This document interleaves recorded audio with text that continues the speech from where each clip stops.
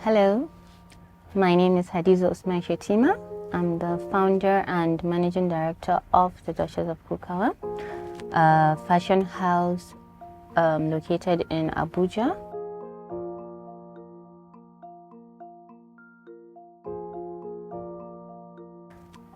The Duchess of Kukawa, okay, let me start from where the name came from. Originally, my elder sister calls herself the Duchess of Kuka. Well, she wasn't doing anything with the name, and when I decided to start my business, I stole it. Well, what are big sisters for? And I'm from Kuka, so.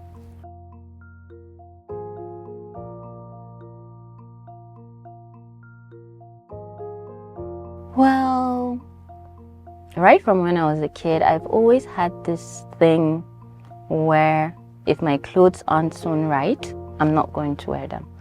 So what my dad does is when Eid clothes or any other outfit is taken to the tailor, he pays extra for mine because I have to go and sit with the tailor and tell him what to do and how to do it. That's the only way I'm gonna wear the clothes. So, and it became easier for me as I grew older because that was, I think I started doing that when I was like 7, 8.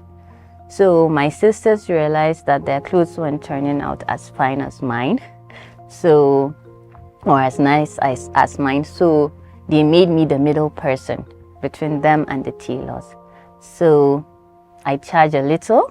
Sometimes I trade my chores if they didn't have money, and then that's where I started. And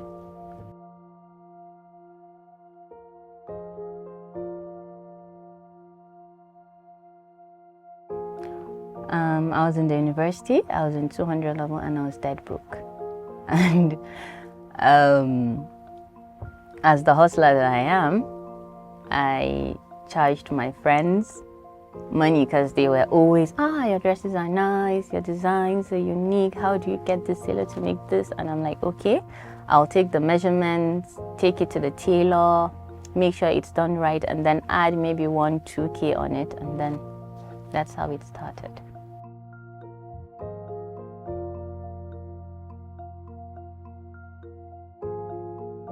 Of course, yes. I saw this what do you call it? This ad on Dildy.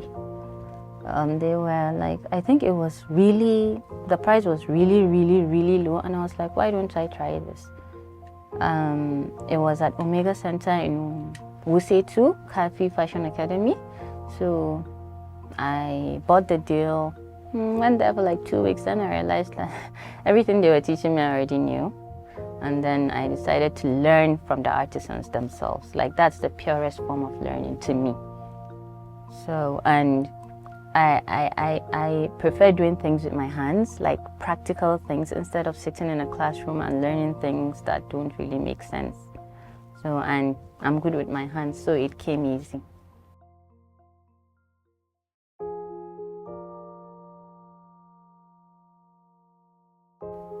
Definitely my siblings. My parents are late, may Allah bless their souls. My siblings were really supportive because I was learning from their houses.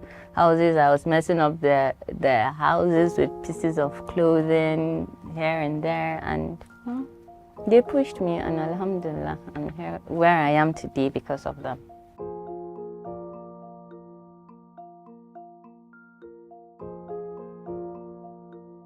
I think I've always known that if I wasn't going to practice geology, I'm a geologist. Like, that's what I actually studied. So, and studying geology in Nigeria is, with the insecurity and me being a female from northern Nigeria, I knew that one day I would want to start my own family, and whatever it is I do, I like to do it to the fullest. Like, I don't want to be a geologist and sit behind a desk. That's not what geologists are trained to do. So if I'm not going to be a field geologist, then I'm not going to do that. Then fashion is the only other thing that I do effortlessly, that gives me joy, that I never get tired of. So why not? They say do what you love and you'll never have to work a day in your life. And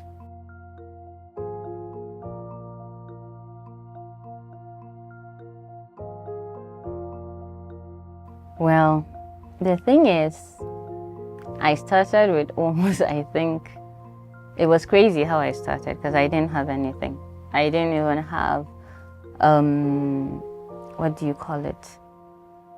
Actually, I just started from rock bottom, and whatever it is I got, the profit, I didn't keep anything for myself. I put it back into the business, and that was how I kept growing.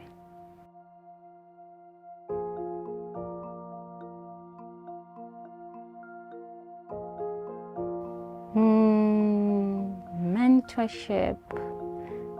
Yeah, there are, but they're really not directly related to fashion.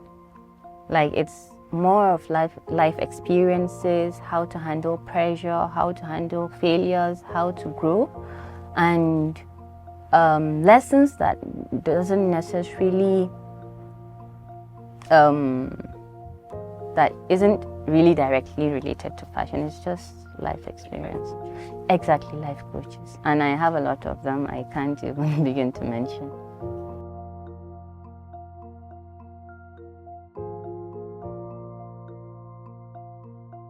Yeah, what we fail to understand, what a lot of business owners in Nigeria fail to understand is, when you start, we all love money, obviously. I'm doing this for the money, mostly.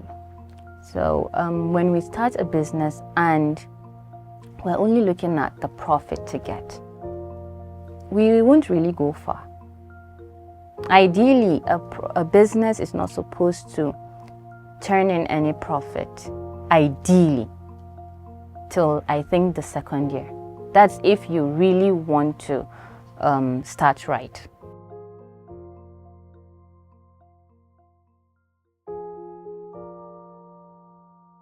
And inshallah, before the year runs out, we're opening stores in the UK, the US, and Canada.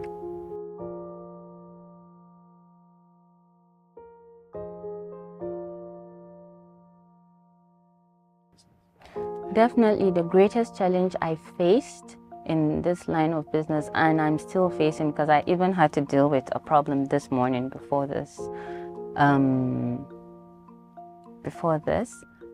is dealing with people. The customers are I've had the chance to meet a lot of amazing clients that make what I do very, very worthwhile. And then I've met clients from hell.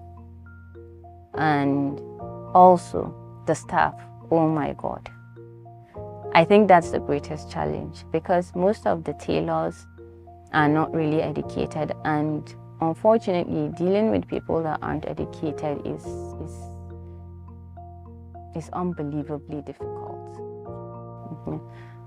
Of course, as a Nigerian, you'll have to make provision for all these inevitable challenges that will come up. Light, of course, we know, even though, in all honesty, for the past few months, light has been okay here, but still, we work round the clock. We work 24 hours. There are people that work during the day, and we have people that run shifts at night. So whenever there's no light, we'll definitely have to run a generator, and the current for prices, and well, alhamdulillah.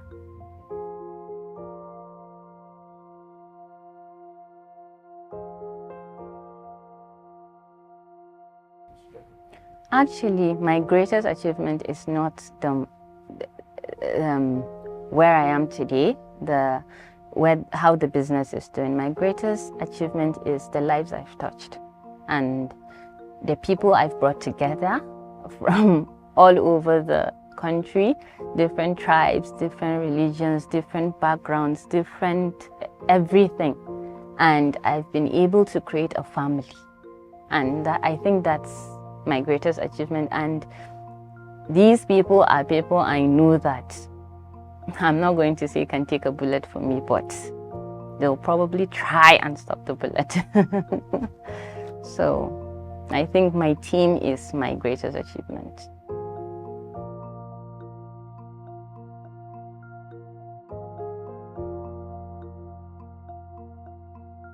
In life, you have to make sacrifices. I've made a lot of sacrifices to see the business get to where it is today. And these sacrifices, my family have sacrificed. My husband, my daughter, they keep making sacrifices every day for me, and I appreciate them for that. And then I also have to make a lot of sacrifices because there are a lot of people that depend on this, and even if it's not for me, I have to do this for them.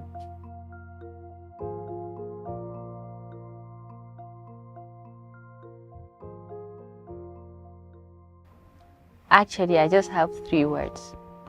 Oh, more than 3. I think there are about 4 or 5. Patience, perseverance, persistence, and consistency.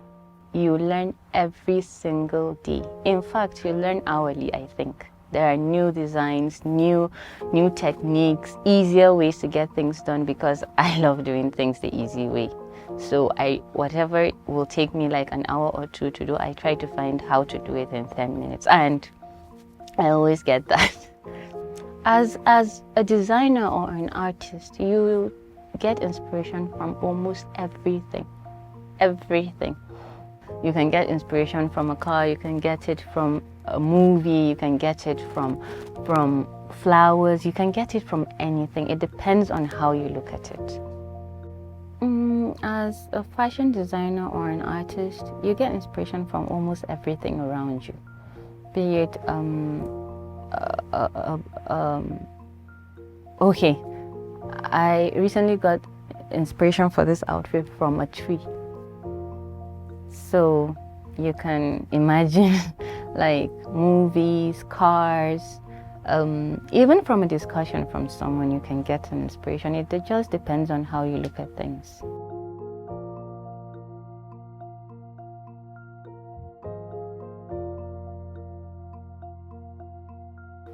Okay, that's also people management, because we have some clients that will actually come in, give you a design. You'll do exactly what they asked for or what they requested for, and then it might not turn out how they imagined it. And then, of course, nobody likes taking the blame for things nowadays, so they obviously blame the designer. So as a business owner, what you do is that statement that customer is king. Yeah, customer is always king, but there are limits to it. Just because you're rendering a service or you're running a business doesn't mean a customer will be at fault and then still treat you badly for it. We actually, whenever we see a customer trying to overstep their boundaries, we have terms and agreements for that, which clients do sign sometimes, and then sometimes they don't, but still we try to let them know that this is how we operate. And the beauty of this business is that a lot of people that come around us or see how we run our business know that we do it from the heart, and anyone that sees that will appreciate that. We've had customers that come in, throw tantrums, blah blah blah, and then still come back the next week. Obviously they know they're getting the best. Not even if it's not the best design, they're getting the best service. I'm not going to say we're perfect, but most of our customers know that we try our best for them.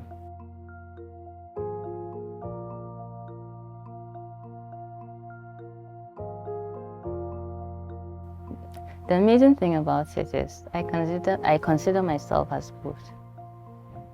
Yes, I can say I'm a good businesswoman and I'm a good artist.